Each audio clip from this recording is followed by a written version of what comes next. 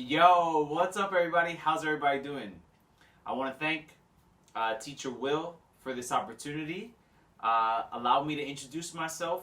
My name is Michael. I'm from New York City, and I'm currently an English teacher in Japan. It's summer here, and I'm not used to this heat, but it's hot. So please excuse the sweat. As I said before, I'm from New York City, born and raised. My parents are from Dominican Republic. So they came over in their mid-20s and then had us. And then I moved here in my mid-20s as well. So I'm currently on my off season because it's summertime. On my on season, I usually wake up around 7 o'clock and I go jogging. And then start my day after that around 8 and cook and clean and wash for breakfast. And then I head out to work for my first lesson before 9 o'clock. But now I usually wake up 7:30, I get ready, do some things in the morning, I cook, and then start my day usually at work by 9:30. My favorite color is actually purple. I like purple. I've been liking purple for quite a while, and I think it looks really good on my skin color. Okay, so if I could fly or be invisible, I think I would definitely pick I would fly. And the reason is very simple. I used to actually be a flight attendant and I used to travel all over the world. And invisibility is nice, but there's something about being able to fly and see the world in a different view that really entices me. I think it's something that's amazing. Being able to fly would allow me to see the world in a different view. I would also try to travel as much as possible. I think I would travel all over the world at least once. I hope that everybody would be used to a flying man because I don't want to be treated as a mutant. I would just rather just fly around, enjoy myself, and try to enjoy the rest of the world as much as I possibly can. I think the most important invention of the 21st century would probably be the cell phone. I always joke around that people always talk about technology and technology. I wear contacts, and if it wasn't for contacts or glasses, I wouldn't be able to function in this world. But I think the cell phone has helped progress man.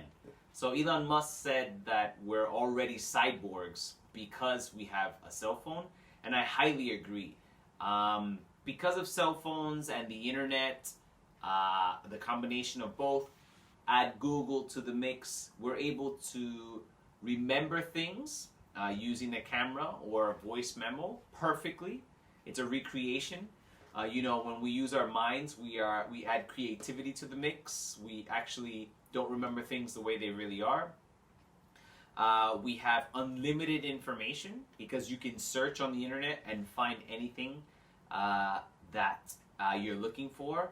And also the phone cures boredom, because as long as you have a phone in your hand and I don't think you can be bored because there's so many things that you can do. I think the negative of a cell phone is that people don't communicate as much as they did before, person to person. They rather do it on the internet, and that's fine. It's still communicating, but I do remember being surprised at things, and I do remember enjoying my life without a cell phone. It was actually quite nice. If I could have a superpower, I think my superpower would be to help others. And what I mean by that is maybe not grant wishes, but I wish I was able to do more for others, especially my family. I think that helping others can be selfish in a way because it's selfless, but you are also getting happiness, so it's kind of selfish. I think as a superpower, I think it would be really amazing because everyone or people that you meet have different needs. And if I was able to help as many people as possible with different needs, I think that I would be able to smile more often. Because helping people makes me happy, and I don't know. Besides wanting to meet Teacher Will, I think that I would really like to meet uh, Gary V.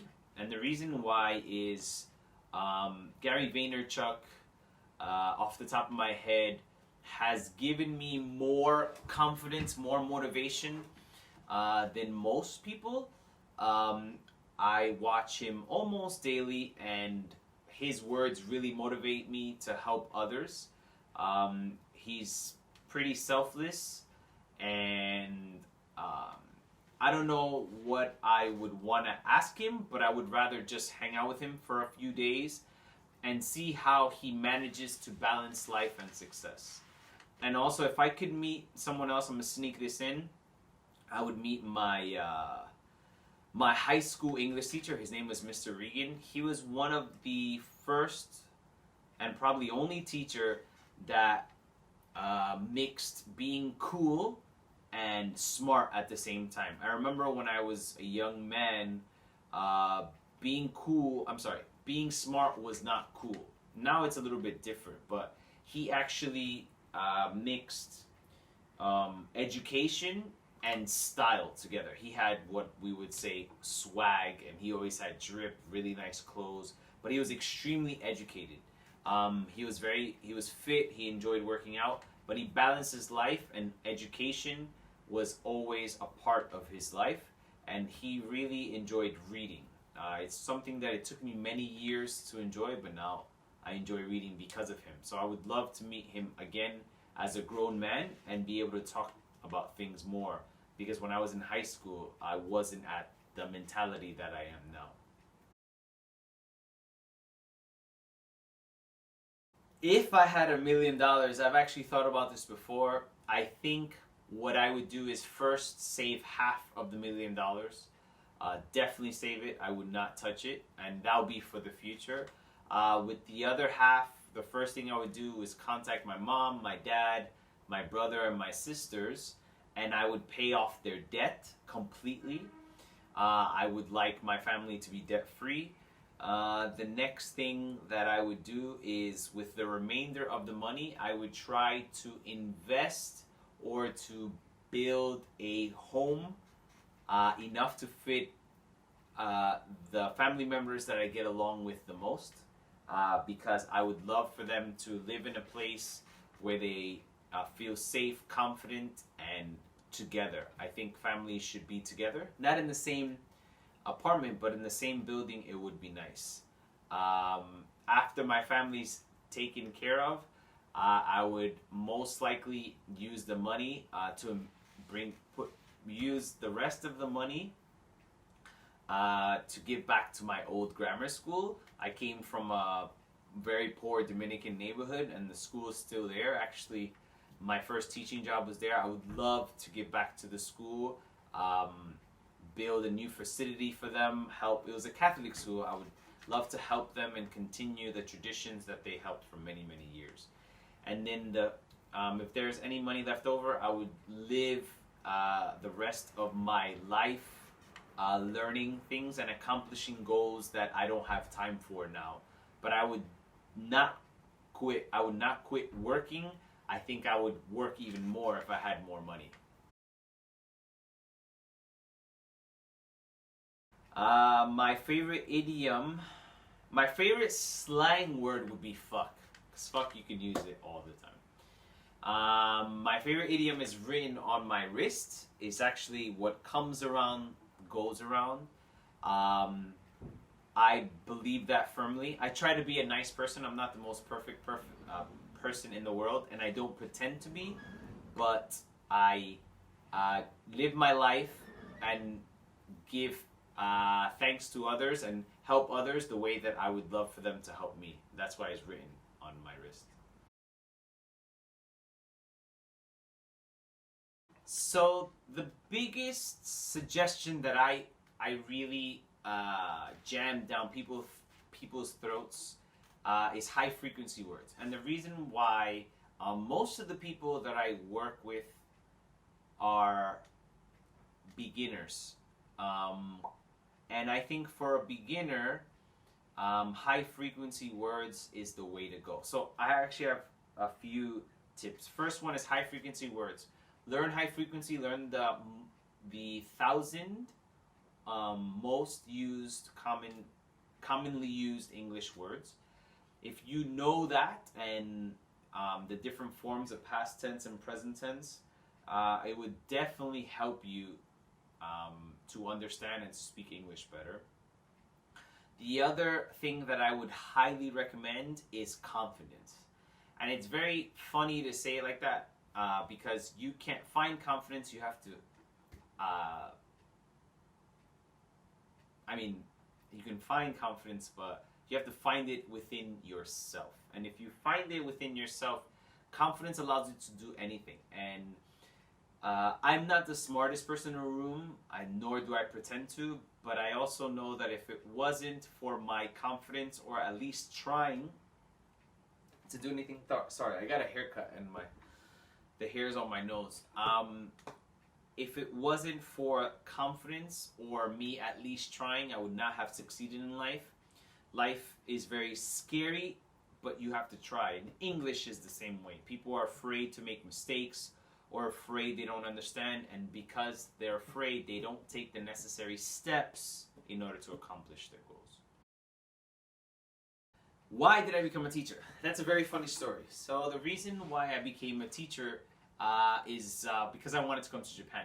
I never thought I would be a teacher, but I really wanted to come to Japan, and I heard that the easiest way to come to Japan was to be an English teacher.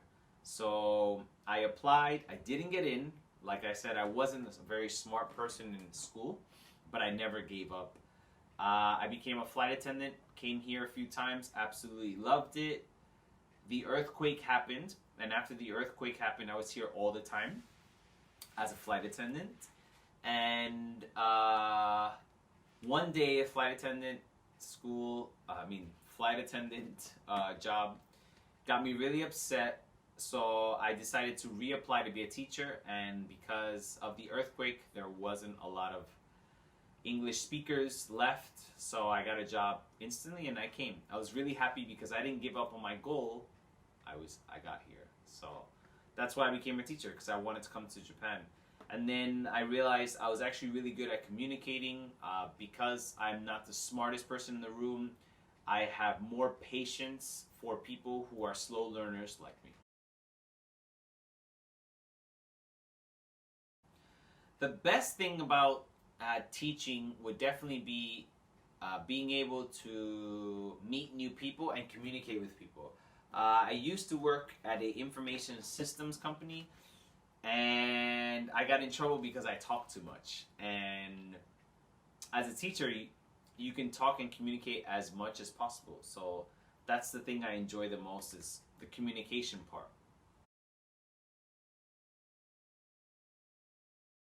So the reason why I opened an English school is simple. In Japan, you can be an English teacher, but after that, it's very difficult to move up in the world.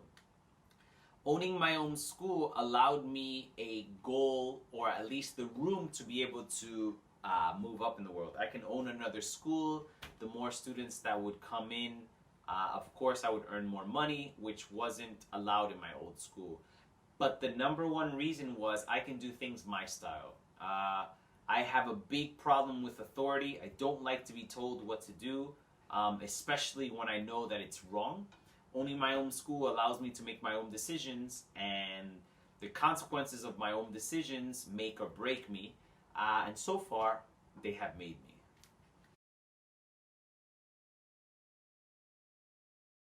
The way my students would describe me, I would hope, is really a kind person and an open school.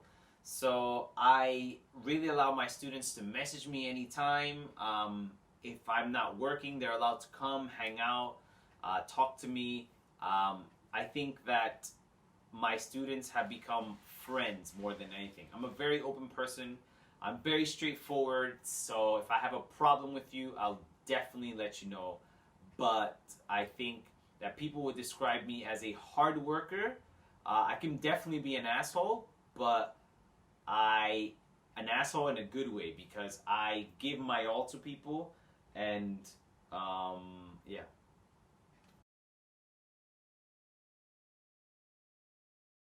I think social media can help people learn English because it's 24 hours. I think that people always think they need a friend, and you don't need a friend to learn a language. You need uh, to be able to listen to somebody and someone to be able to listen to you. And I think social media allows communication to be done at all times and with people that you can vibe with. So if I'm an introvert and don't really like talking to people, I can meet other introverts on the internet and talk to them. If I'm an extrovert and love to talk, I can definitely meet those kind of people on the internet. So social media allows you the chance to meet like-minded people that allows you to both accomplish your goals. What I've learned about myself on social media is that I easily forgive and easily forget. So I think what happens with social media is that you start trusting people because they sound really nice or they look really nice on the internet. And then when you really talk to them, they're not people that you would necessarily want to be friends with. But because they have a lot of likes or a lot of followers, you think, oh, they're people that you really want to be friends with. But in reality, if it wasn't for social media, you wouldn't. So what it's taught me is that I actually like to help people because I talk to anyone who messages me, but I also forget people because I contact a lot of people and when you want to work with them, they don't really respond, and I just move on. I don't take it that serious. It's the internet. So it's taught me more about myself, that I am hardworking and I don't like authority and I don't like people telling me no.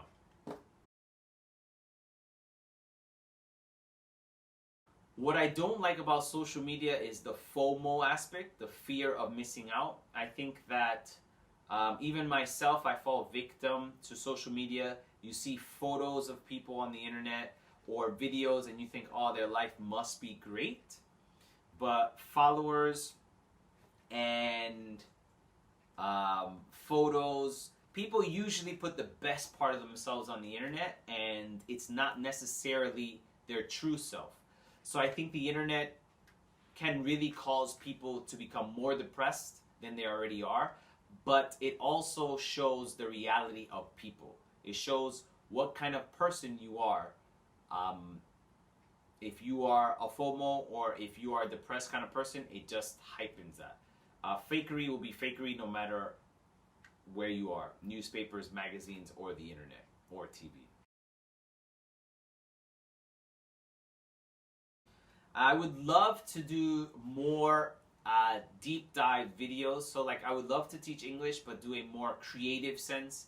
I hope to work on a more interactive type of learning videos. I love computer science. If anyone out there wants to work with me that's a programmer, I would love to do that. I want to create a more interactive learning based system. That's what I would love to do. That's actually my dream.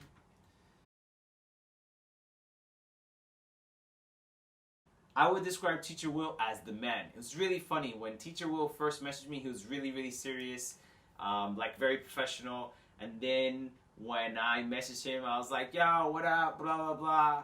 Teacher Will was like, yeah. Like, he was very professional because he didn't know who I was. And then he saw the real me. I really, we clicked really quickly. Of course, when you're in when you first start talking to people, you have to be really professional, and he was. But when he realized that I'm a kid from Washington Heights, Manhattan, where I grew up, he knew that I was just like a hardworking, old school kind of guy. Me and him just clicked. He's a cool ass dude. I can't wait to meet you.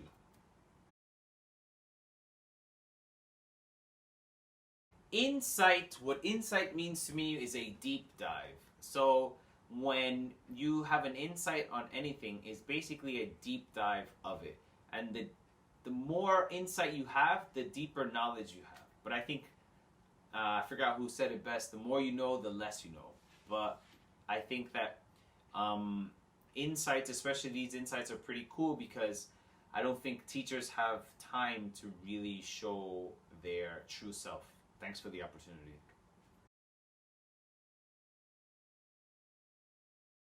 Words of wisdom is never give up, guys. I think that as human beings, we meet and we tend to be very, very negative, and people give up before they even get started. So the last things I would love to leave you with is never give up, because giving up is counterproductive and you'll never be able to accomplish. It's regretting something is worse than failing. I'd rather fail a million times than feel regret.